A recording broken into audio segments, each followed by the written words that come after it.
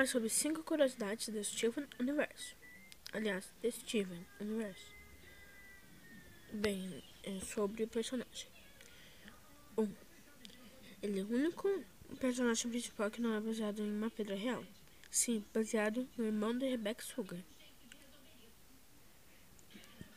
Número 2.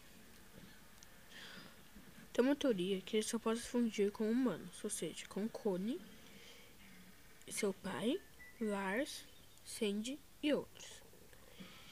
Bem, número 3.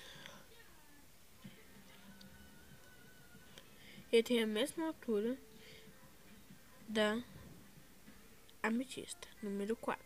Ele é a pessoa que mais teve vestimentos. E a quinta e a última é um instrumento que o Steven usa. O ukulele também Rebecca Sugar canta. Ela ou seu irmão, não me lembro. Tchau, tchau.